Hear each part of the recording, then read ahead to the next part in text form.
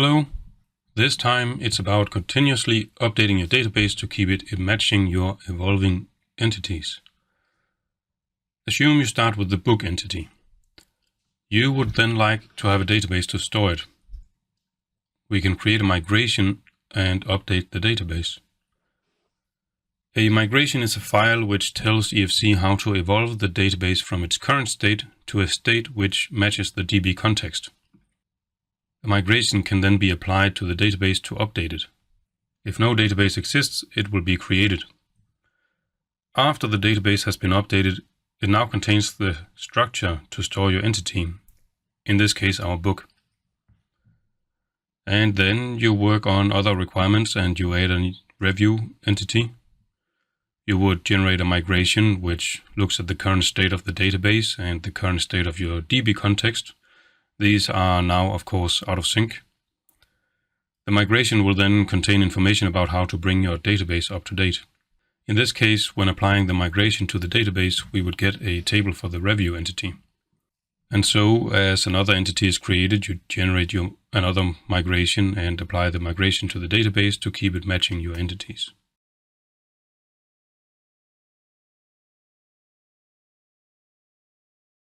If you make any changes to existing entities, for example adding properties, you can again generate a migration and update the database. The corresponding table will then be updated. So whenever you evolve your entities and you want your database to match, you generate a migration and update your database. I will show you how in a moment. Now there are limitations though. For example, you cannot update the database if it would result in loss of data. Maybe you want to remove an existing property. EFC will not allow this. Or you make a change which would break referential integrity, meaning a foreign key cannot point to nothing. Or you add a not null constraint to a column which contains null values. I'm sure there are other limitations, but you will have to discover those for yourself.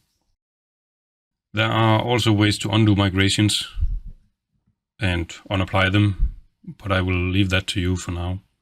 If you make mistakes with the database update, and as long as you don't have important data in the database, it's usually simpler to just delete the database and the migrations and then start over. Now let's get to the how part. I'll switch over to Writer and we will implement the book entity, create a migration, update the database and inspect the result. Okay, first I will create a folder for the entities. Then we make a class for the book entity.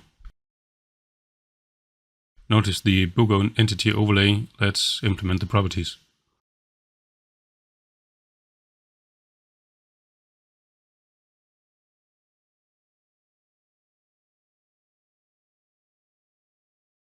Next, I swap to the DB context. Here I will add a DB set for the books. Remember, the DB set is a representation of a table, so the DB set of books is how I can interact with the books table in the database. We will get back to this later on. That's enough setup. It's time to generate a migration. We do this through the terminal. Again, I need to make sure current location is the EFC project. I then use the following command to generate a migration. A migration needs a name, so please choose something meaningful which indicates the change it will apply. In this case, I will call it add book entity. I execute the command and it succeeds. Now look here, I get a migrations folder with some files inside. The snapshot will keep track of the current state of the database. We usually don't care too much about this file. And I get a migration file for each migration generated, currently just the one. Generally, you don't need to look at these, but let's just open the migration file and quickly skim through it. So if we filter out some noise here, we should be able to see code that indicates a book table will be created with the correct attributes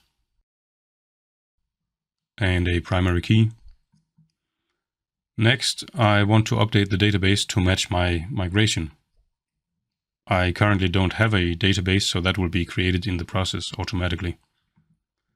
I open the terminal once again and use the following command, and it succeeds. And because I use SQLite, I can now find the DB file in my project here. If I double click it, it will open a window to set up a connection to this database. You may have to install a driver first, and that should be clear from the window here. I click OK, and we can see my database view over here on the right side. This database view can be opened with this icon or closed again. I can expand here and find my table. I can verify that the table looks correct. And with a double click, we get this table view. And now I have my database with a books table. Now let me just show you how to do a do-over if you somehow mess up. I delete the migrations folder and I delete my DB file. And then I can make whatever changes to my entities and create a migration again and update the database to get it created once more. That's it for now. I believe we are now ready to actually implement the entities and configure the relationships between them. The following videos will cover this. So for now, thanks for watching.